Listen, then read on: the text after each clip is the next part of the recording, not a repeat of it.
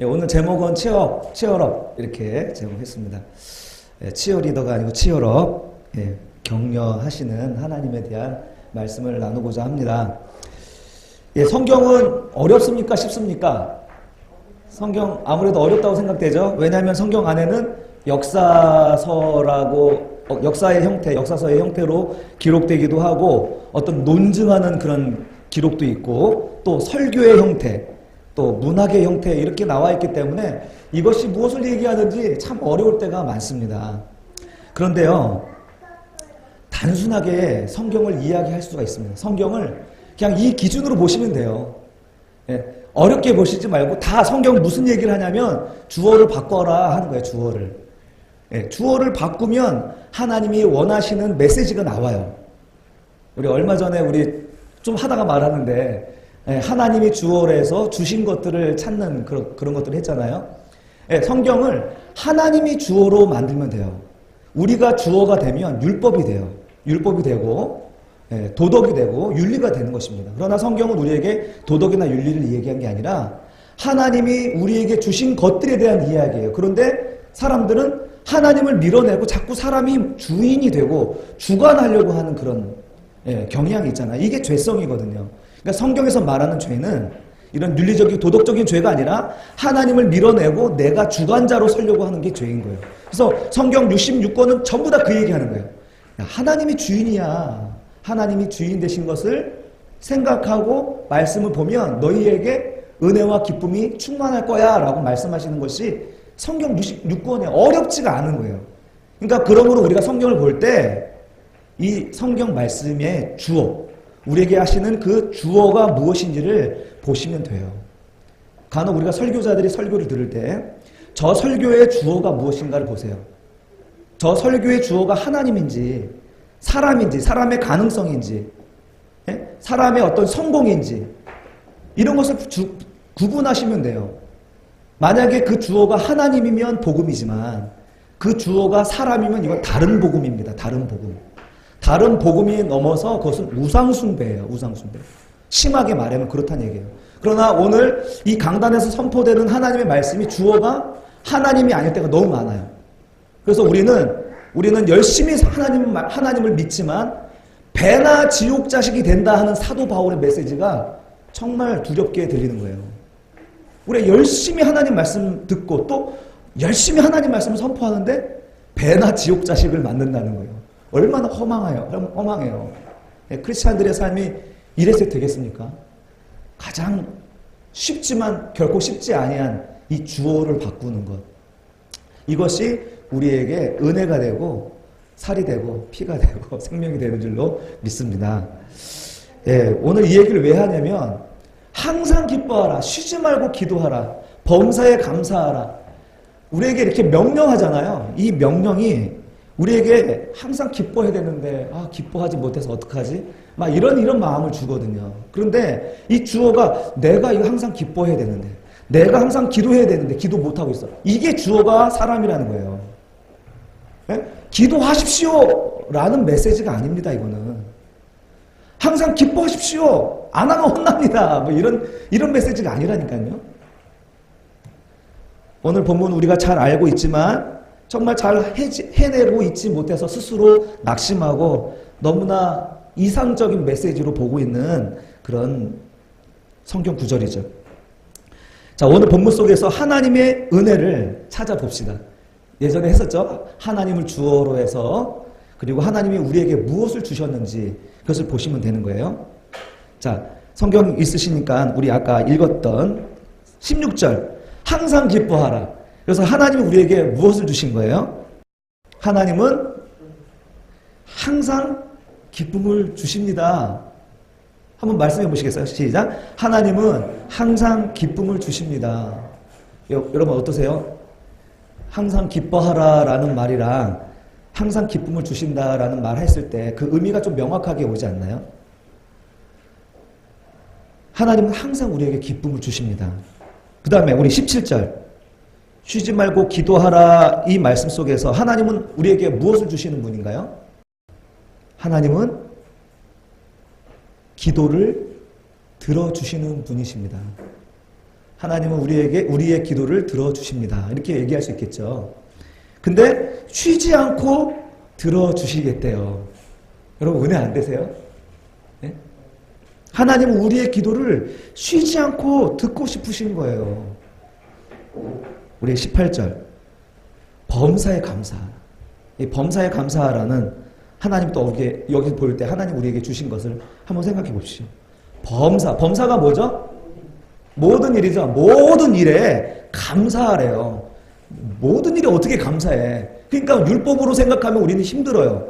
굉장히 힘들고 어렵지만 하나님을 주어로 해서 범사에 감사란 말을 생각하면 어떻습니까? 하나님은 모든 일에 감사할 것들이 있다라는 것이에요. 하나님은 모든 일에 좋은 것들을 주셨다라는 거예요. 우리 18절 하반절 이것이 그리스도 예수 안에서 너희를 향하신 하나님의 뜻이다. 이것도 마찬가지로 한번 하나님을 주어로 한번 생각해 보십시오. 하나님이 그리스도 예수 안에서 너희를 향하신 하나님의 뜻이라고 했는데 하나님이 우리에게 주신 것이 뭡니까? 한번 보세요. 하나님은 우리가 기뻐하는 것이 하나님의 뜻입니다. 이렇게 얘기할 수 있겠죠. 하나님은 우리의 이야기를 쉬지 않고 듣고 싶으신 것이 하나님의 뜻입니다. 하나님은 우리가 날마다 모든 일에 감사를 발견하는 것이 하나님의 뜻입니다. 이렇게 말할 수 있겠나요? 여러분, 이 하나님의 뜻이라고 할 때 이 뜻은 이 여러 가지 많은 동일한 단어가 있는데 이 단어는 하나님의 뜻, 여기서 하나님의 결정, 하나님의 소원이란 뜻이에요. 네. 다시 한번 하나님의 뜻이니라 할 때 이 뜻이 하나님의 결정, 하나님의 소원이란 뜻입니다. 그래서 다시 한번 생각해 볼까요? 하나님은 우리가 언제나 기뻐하는 것이 하나님의 소원입니다. 하나님은 우리의 이야기를 쉬지 않고 듣고 싶으신 것이 하나님의 소원입니다. 하나님은 우리가 날마다 모든 일에 감사를 발견하여 사는 것이 하나님의 소원입니다. 여러분, 이 말씀의 의미가 다르게 들리지 않는가요? 우리가 주어만 바꿔도 하나님의 말씀이 뭐뭐 해라 명령하는 것, 이 율법이 은혜로 다가오게 되는 것입니다. 하나님이 예수 그리스도 안에서 우리에게 향하신 그분의 소원이 우리 각자 한 사람 한 사람이 기쁘게 살아가는 것이라는 것입니다. 우리의 이야기를 쉬지 않고 듣고 싶어 하시는 것이 하나님의 바람, 하나님의 소원이라는 거예요. 모든 일에 우리가 감사할 만한 것을 숨겨두시고 거기서 보물찾기 하듯 우리가 감사를 발견하는 것이 바로 하나님의 소원이라는 것입니다. 여러분, 하나님은요 우리 삶 속에 아주 좋은 것들을 주셨어요. 그런데 그것은 마치 감추어진 보화처럼 숨겨진 보물처럼 숨겨져 있는 거예요. 우리 친구들 보물찾기 하잖아요. 보물찾기 할 때 보물이 없습니까? 있습니까? 있으니까 그렇게 막 찾아 돌아다니는 거잖아요. 찾고 찾으면 어떻게 찾아져요? 안 찾아져요? 네, 이거는 주의력 결핍이에요. 네, 주의력을 잘 관찰하고 살피고 그리고 출제자의 의도를 잘 생각해야 돼. 시험 볼 때 출제자의 의도를 생각할 때 답이 있어요. 이 문제를 낸 사람이 어떤 의도로 냈을까? 이 생각을 하면은 그 안에 답이 있어요. 놀랍게도. 어쨌든 보물찾기 하는 것처럼 우리 삶 속에 하나님이 무수한 것들, 근데 하나님은 범사래, 모든 일이래요. 그러니까 모든 일에 하나님께서 좋은 것들을 두셨다라는 사실을 이야기하는 거예요. 그러니까 범사에 감사하라는 것이죠. 그런데 왜 이렇게 이 은혜로운 말씀을 왜 명령어로 하셨을까요? 우리는 자꾸 이렇게 명령어로 말하면 주눅 들잖아요. 야, 이거 해! 한결 저거 해! 소망 저거 해! 이렇게 얘기하면 주눅 들어요. 괜히 이제 이런 이야기를 많이 듣던 자녀들은 이제 아빠가 무슨 야 이거 해! 이렇게 하면은 벌써 기분이 상해버려요. 예? 그러니까 우리는 누군가가 이렇게 지시하고 명령하는 거에 대해서 주눅 드는 경우들이 많이 있습니다. 그래서 우리는 이것을 율법으로 생각해서 항상 기뻐하라, 쉬지 말고 기도하라, 범사해. 여기 들어가면 항상 쉬지 말고 범사, 이것이 우리를 더 힘들게 하는 거예요. 어떻게 우리가 항상 기뻐하고 어떻게 범사에 감사하고 어떻게 쉬지 않고 기도해요. 그러니까 못하니까 우리는 아유 나는 못해. 이 율법으로 받아들이는 거예요. 이 말씀은 율법의 말씀이 아니라 하나님의 은혜의 말씀이에요. 하나님의 소원을 담은 은혜의 말씀임에도 불구하고 명령으로 기록되어서 우리는 자칫 이 말씀을 율법으로 해석하고 율법으로 설교하고 율법으로 받아들일 때가 얼마나 많은지 모릅니다. 오늘날 성도들이 그렇게 율법주의에 빠지는 이유도 거기에 있는 거예요. 이 주어를 자꾸 사람에게 두는 거예요. 주어는 내가 기뻐하는 게 아니고 이미 하나님이 항상 기뻐할 만한 것들을 우리 주변에 주셨다는 사실이에요. 그렇다면 왜 하나님께서는 왜 우리에게 이렇게 명령어로 주셨습니까? 응? 한번 따라해 보실까요? 우리 자녀들 크게 누려라. 예. 자, 이 모든 것은요, 하나님이 너희가 항상 기뻐해야 되고 너희가 항상 기도해야 되고 그리고 기도해야 얻을 수 있는 것이고 그리고 범사에 감사해야 된다는 의무를 얘기한 게 아니라 내가 이미 다 조치를 취해놨으니까 너희 그것을 누리면 돼 라는 말씀이에요. 하나님께서 주신 기쁨이라는 거예요. 이미 다 듣고 계시며 이미 감사의 조건들을 범사에 다 주셨기 때문에 누리면 되는 거예요. 그래서 명령어로 기록된 거예요. 야, 지금 너희 앞에 다 있는데 왜 그러고 찌질하게 그렇게 낙심하고 주저앉아 있어. 우리 부모들이 자식 볼 때 그런 마음 있죠? 시험 몇 개 틀렸다고 막 주저앉아 울고 있으면은 야, 그게 인생의 전부가 아닌데 그거 갖고 찌질하게 울고 있어? 좀 답답할 때가 있잖아요. 괜찮아, 일어나. 이제 공부하면 되지 뭐. 넌 잘할 수 있어. 이렇게 늘 이런 마음이잖아요.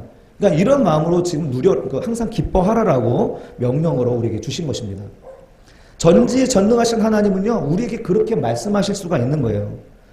당신의 자녀들에게 주신 기쁨과 감사를 제발 좀 누렸으면 하는 마음에서 이렇게 명령어로 기록된 것입니다. 여러분, 하나님께서 주신 이 모든 것들을 누리시기를 축복합니다. 또 두 번째로 하나님이 이 자기의 소원을 왜 이렇게 명령어로 기록하셨는가? 한결이 한 소리만 크게 바꿔라! 좋아. 한 소리, 목소리 좋아요. 지금 한 솔밖에 안 됐어. 자, 다시 한번 바꿔라! 뭘 바꾸라는 거예요? 네, 생각을 바꿔야 돼요, 생각을. 주어를 바꿔야 돼요, 주어를. 내가 아니고 하나님이에요, 하나님이. 하나님이 이미 주신 기쁨을 누리지 못하게 하는 이유는 우리의 생각이 하나님의 약속에 따라 움직이는 것이 아니라 우리의 환경과 형편에 따라 움직이기 때문에 우리 생각이 거기에 고착되는 거예요. 우리의 환경과 형편에 따라 우리의 생각이 거기에 머물러 있는 거예요. 여러분, 사람의 눈은 어떤 문제를 만나면 그 문제에 집중하기 마련이에요.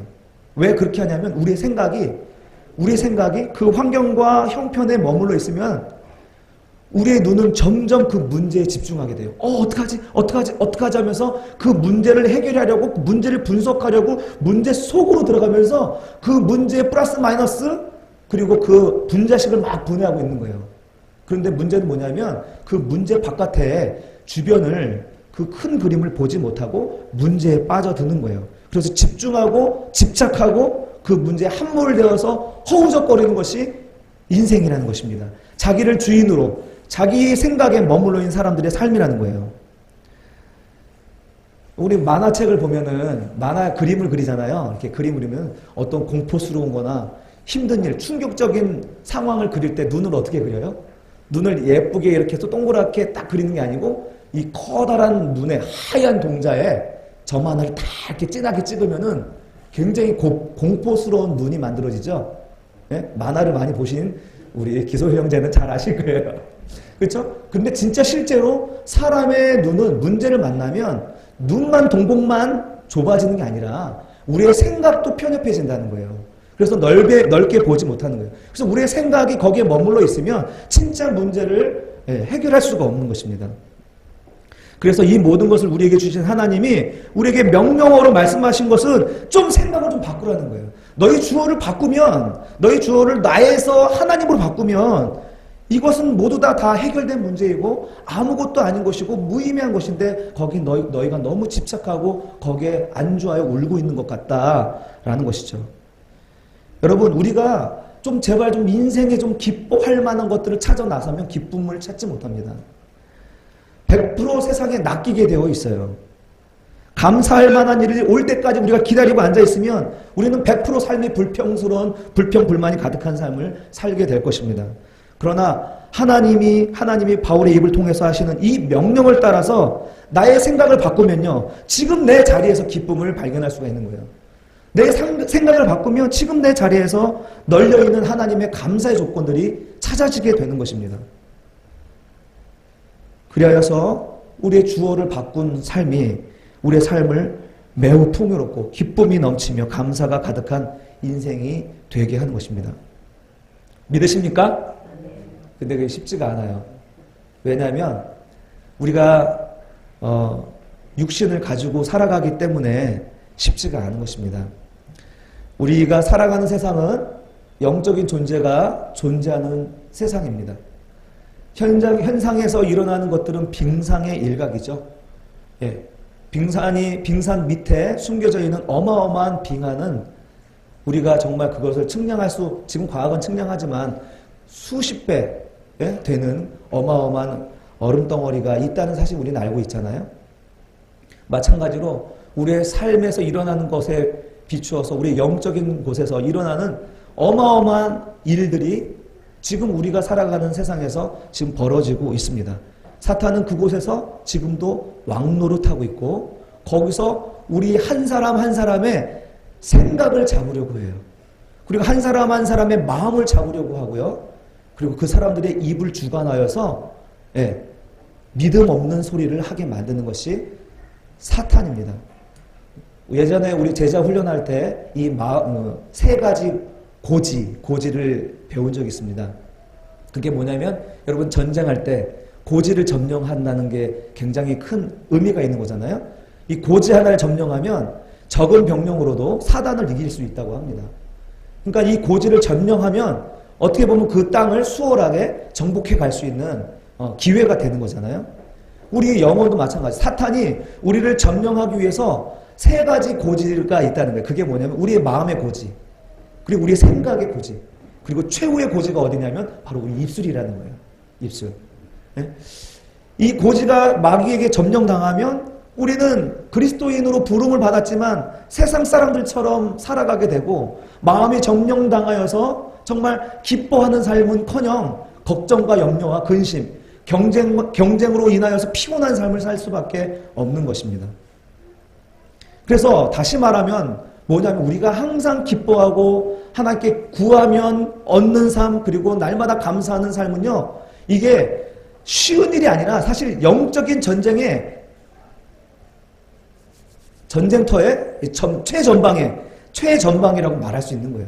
그래서 우리는 우리의 마음을 빼앗기지 아니해야 돼요. 우리의 생각을 빼앗기지 말아야 되고요. 우리의 진짜 믿음 없는 말로 인해서 사람들에게 상처 줘서는 안 되는 거예요. 자기 자신도 스스로에게 낙심해서는 안 되는 것이죠. 그래서 이 마귀가 이 세 가지 고지를 계속 공격하고 침투에 들어오고 있다는 사실에 지금 하나님은 우리 사도 바울을 통하여서 항상 기뻐해라. 너 쉬지 말고 기도해. 내가 다 준비되어 있어. 너 범사에 모든 일에 감사해. 내가 해놨다니까. 이렇게 얘기하는 것입니다. 여러분 어떤 소리로 들리시나요? 치어라. 힘내. 즉 응원하는 거죠. 응원. 하나님께서 이 소원을 오늘 우리에게 명령어로 기록하신 것은요, 이런 치열한 영적 전투에서 우리가 이 싸움에서 나설 때마다 하나님은 우리를 응원하시고 격려하시는 분이라는 것을 사도 바울은 말씀하고 있는 겁니다. 사도 바울은요, 지금 데살로니가 성도들이 참으로 열심히 하나님을 믿고 받아들이고 정말 아름다운 교회로 만들어가는 것에서 정말 기쁨이 충만했어요. 하지만 아직은 어린아이와 같은 신앙이었거든요.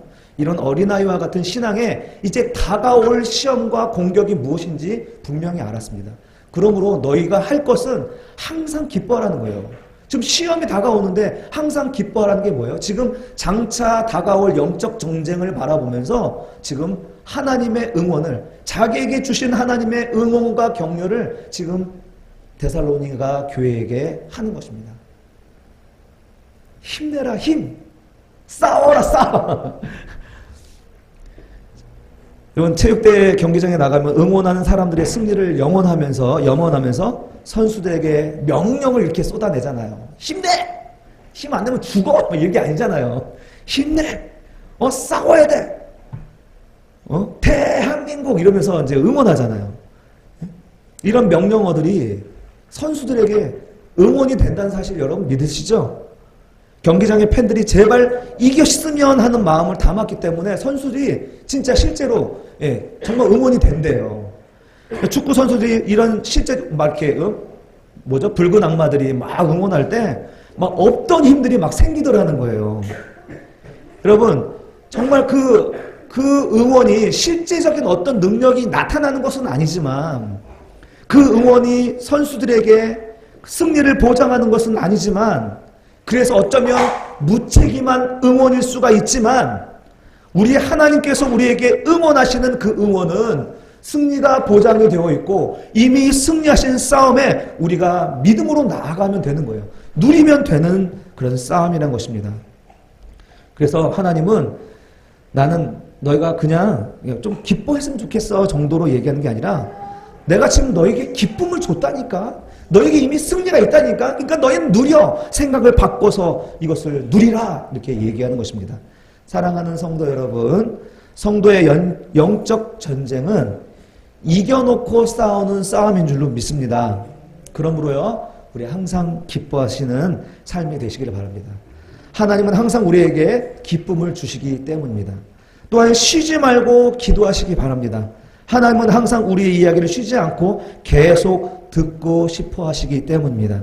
그리고 범사에 감사하십시오. 기도하는 대로 다 주시고 싶어 하시는 하나님이 다 예비하시고 그리고 다 준비하시고 모든 일에 감사가 아닌 것이 없을 정도로 감사를 부어주셨기 때문입니다. 우리가 이 영적 싸움에서 늘 승리하기 위하여서 우리는 이렇게 하나님의 응원을 들으면서 성령님의 도움과 지시를 받으면서 하나님의 말씀을 잘 경청하며 선한 것을 따라가는 우리 사랑하는 새바람교회 성도 여러분들이 다 되시기를 주님의 이름으로 축원합니다.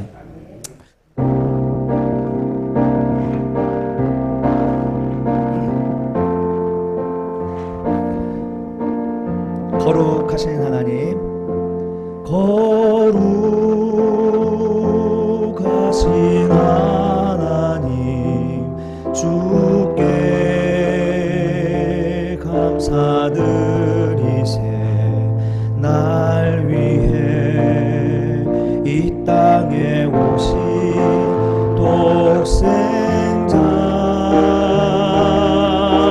예수, 나의 맘과 뜻 다해 주를 사랑합니다. 날 위해 이 땅에 오신 독생자 예수, 내가 약할 때 강함 주고 가난할 때 우리를 부욕해 하신 나의 주, 감사. 내가 약할 때 강함 주고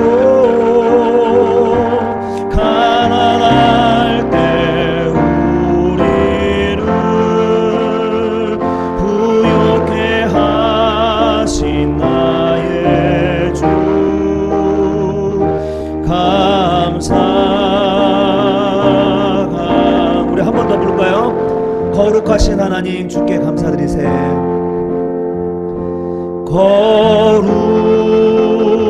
거룩하신 하나님, 주께 감사드리세. 날 위해 이 땅에 오신 독생자 주 나의 맘과 뜻 다해 주를 사랑합니다. 날 위해 이 땅에 오신 독생